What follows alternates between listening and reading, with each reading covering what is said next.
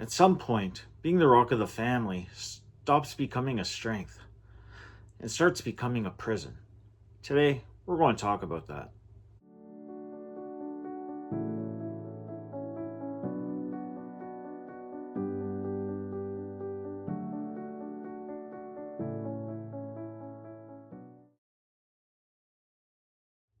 Hi, everybody. Welcome back to another Healing Beyond Diagnosis podcast with me, Corey. So today we're going to talk about being the rock of the family, just like we did in the last podcast. Last time we talked about some of the negative parts of what can happen about being the rock of the family, being the strong one, and how it can have negative impacts on your life, your healing, just overall in general, the negativeness to it. Not all parts of being the rock are negative. It's okay to be the rock of the family with limitations. It's a give or take. Some people do come to you to be their confidant, their rock, their support. And that's perfectly fine as long as it doesn't become your identity. Like, everyone goes to you just to be the rock. It's okay if it's a couple people sort of thing, but not everybody. If it becomes your identity that you're the rock, you're the strong one, you're the non-emotional one, you're the one that everyone goes to solve problems or to vent to or to speak confidentiality to, sort of things. That's fine. That's not fine. Sorry. That is not fine. That's now becoming your identity. And that is not what we want when you're the rock. So when we say it's becoming part of your identity, we mean like you become the person for yourself who never asks for help. Which is a big step, because already as a rock, you don't want to seem weak, especially to some people who come to you for some support, some help, some guidance. So you don't feel like if they see you asking for help, then how can you help them? That's sometimes an emotional feeling that people get. Beyond that, it's something that you want to put a stop to if that's how you see things coming. Also, you start to fix everyone else's problems or problem situations.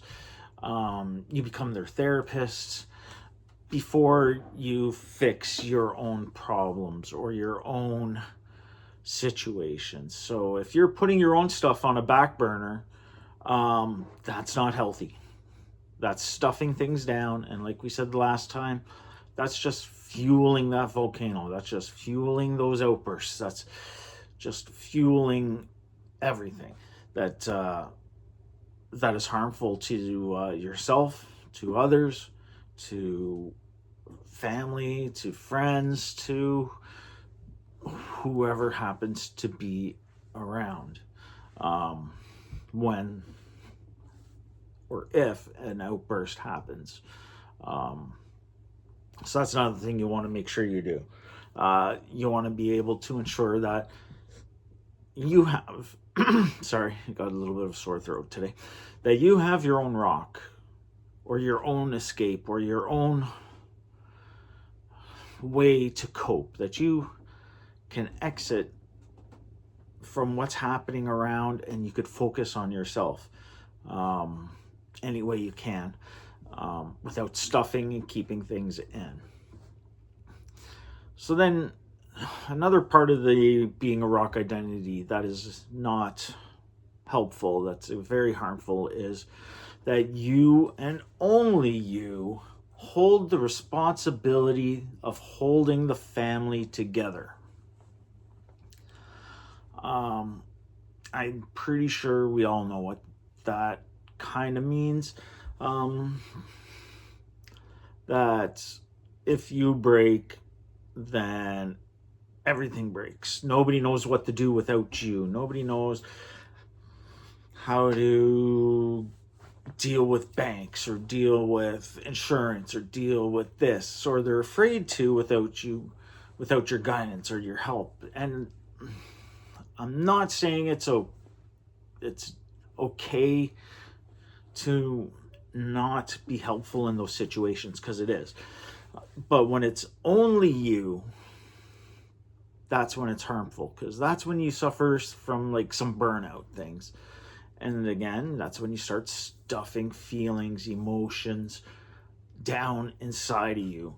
It's okay to delegate roles and parts of something happens within a family structure. Say there's a death in the family or an accident. No, somebody's got to call insurance. Hey, why don't you call insurance for me? Let me know what they say and we could go from there. Or, hey, why don't you handle these arrangements? Or why don't you call these people and let me know? That way you're still holding things together, but you're getting other people to help you do the steps that you would normally try to handle on your own. That is a very healthy way of doing things. Sorry, like I said, really sore and scratchy throat today.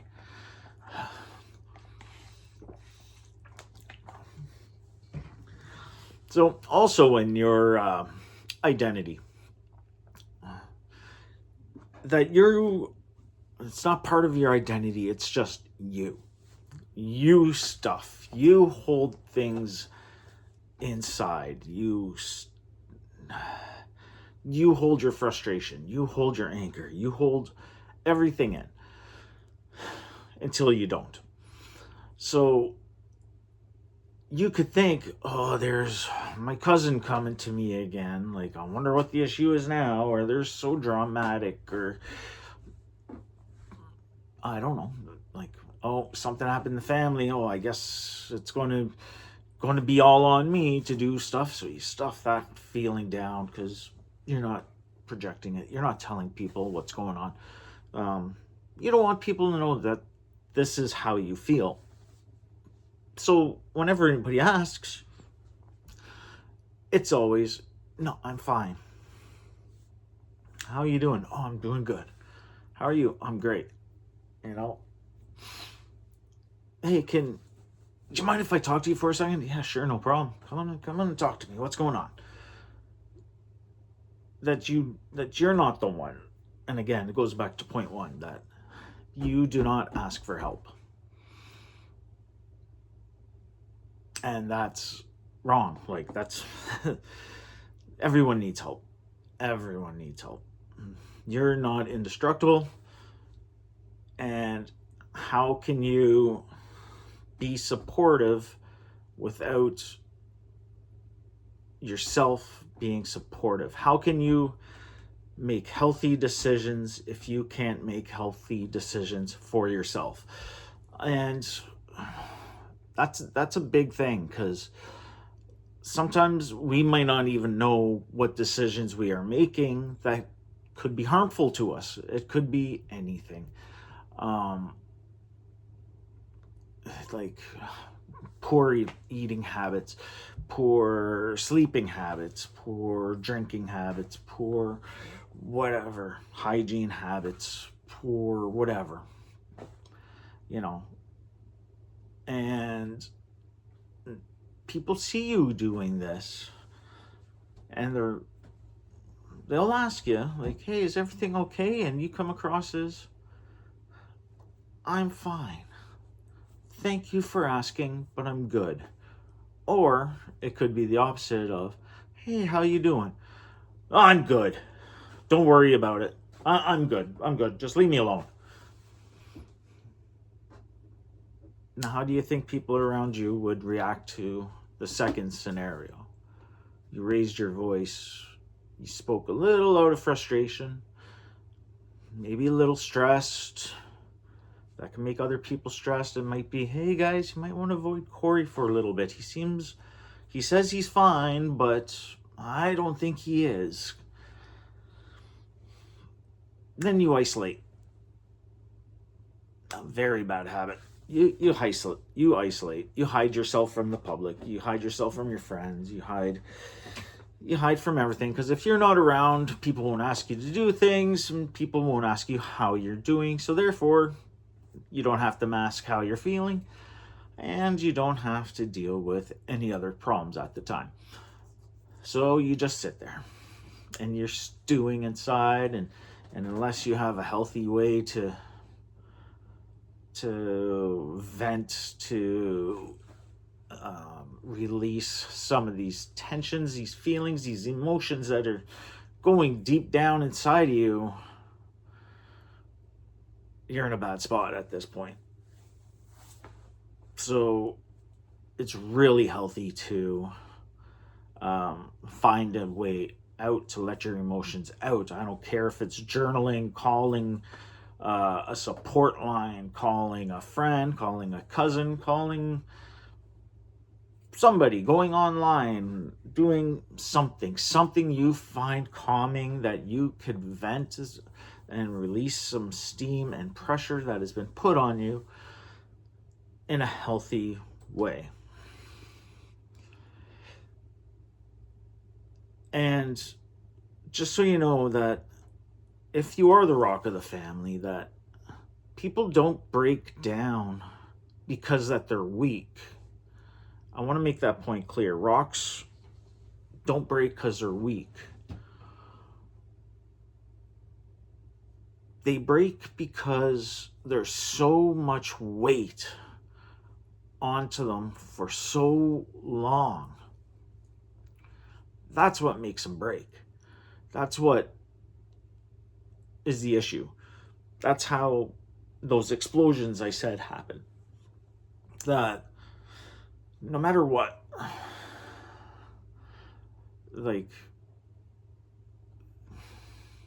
it could be years of stuff people asked you to hold on to. It could be a month's worth of stuff, could be a week's worth of stuff, could be a day's worth of stuff. Who knows? It could be multiple people, could be one person that just goes to you as a rock. And if you carry that weight for too long without releasing it in a healthy way, that's how breakdowns happen. And it's not because you're weak, it's just because the weight, the stress, the pressure that's been on your shoulders, it's like the boulders you're holding up the house essentially on your shoulders, holding that family dynamic together. Eventually the weight comes, you can't do it anymore. You'll collapse. And again, you're not weak, it's just it was too much to handle for yourself. And each time that weight becomes more heavy and heavier and heavier and heavier. And each time, if you don't release that weight in a healthy way, there's negative outbursts, consequences that are going to happen.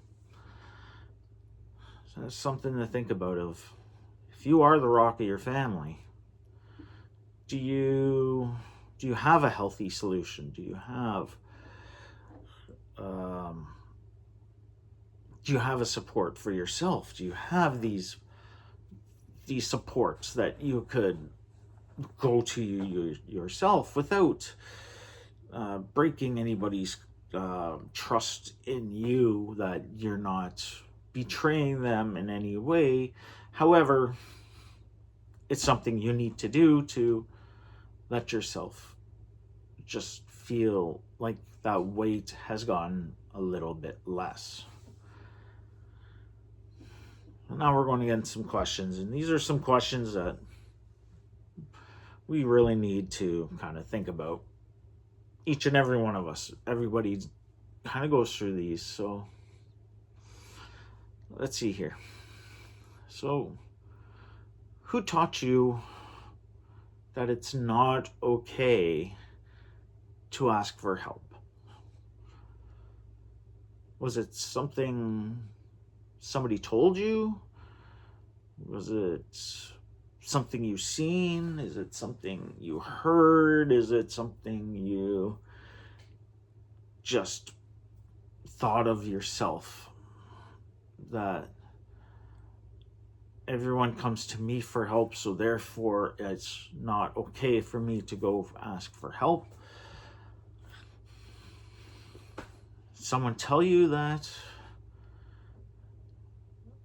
As I touched on it last time, of, big girls don't cry. Boys don't cry. It's weak to ask for help. Those sort of old lines, or this is just something you've seen or heard. Think about that for a second. Second question. What happens if and when the rock cracks? What if it starts to get that little crack in it? What's going to happen? Is it going to cause an explosion? Is it going to cause an eruption? Is it going to be okay because you had a healthy solution to not be, you vented, you released some of that weight, some of that pressure, some of that stress off you. But what happens for you? What happens for you? If you're a rock of the family, or if you know who the rock of the family is, like, have you ever thought to maybe ask the rocks of the family how they're doing? I don't know. Next question. What examples is this setting for future generations? So I hinted on this last podcast as well, of this is a generational ordeal. It's learned behavior mostly of things. Sometimes it's just your characteristics, sometimes it's something else, but most of the time this is a learned behavior. I would probably guess from the male side of the family, but it could also be both sides of the family. And don't get me wrong, I'm not trying to be sexist. I'm not trying to say women can't be rocks either, because I know a lot of strong women out there that hold these things in, and it's just that it's that stereotype that men are strong, men don't cry, men don't. Is that the example we're setting up for the kids? Is it, big girls don't cry, pull up your panties sort of attitude we want the future generations to follow? Do we want the future generations of our kids, our grandkids, our great grandkids to be the rocks of the family without knowing how to be positive about the experience and how to positively get rid of the stress and the pressure and the weight and the whatever comes up? Last question.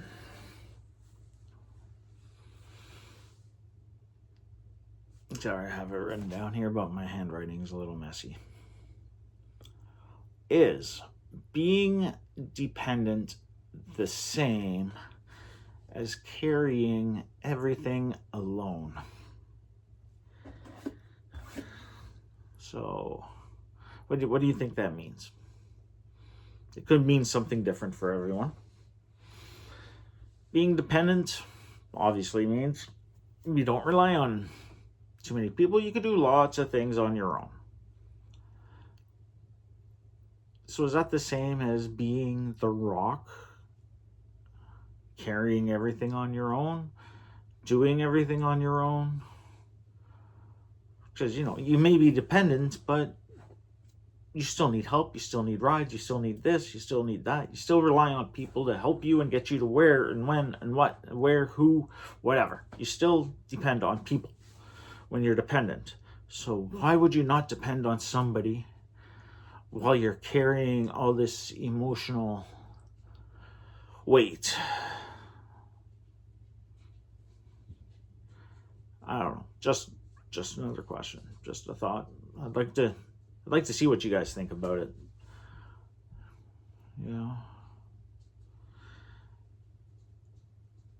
So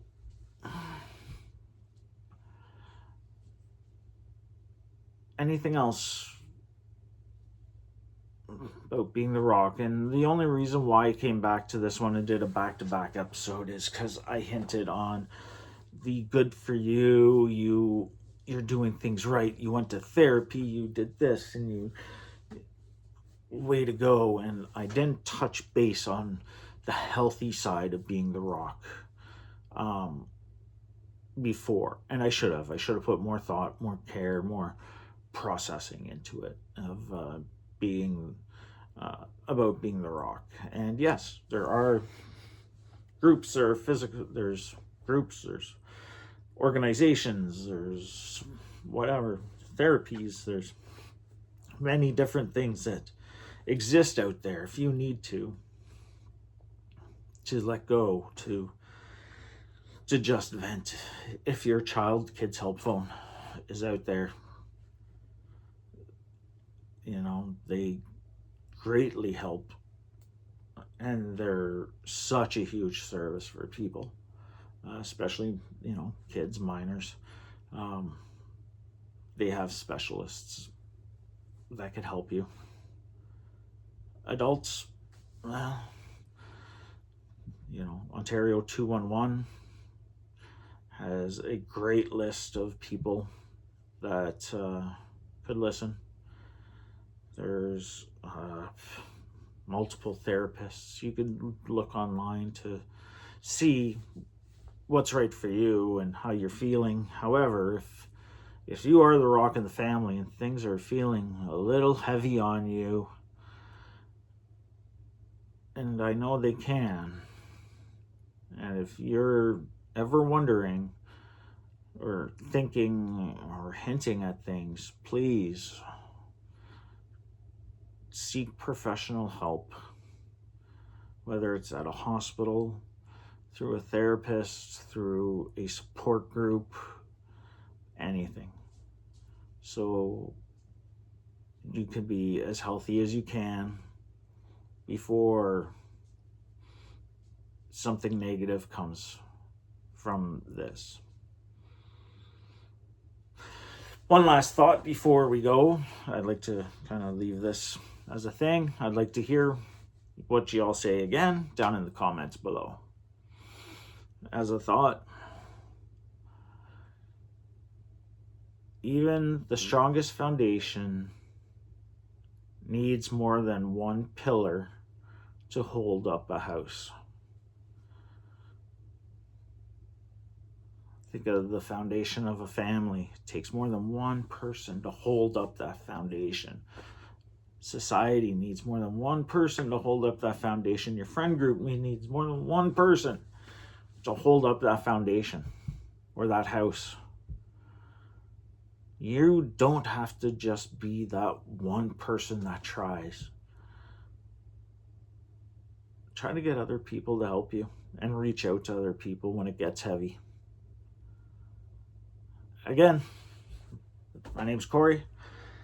This has been another episode of Healing Beyond the Diagnosis podcast. And we'll see you all next time. All right, take care, everyone.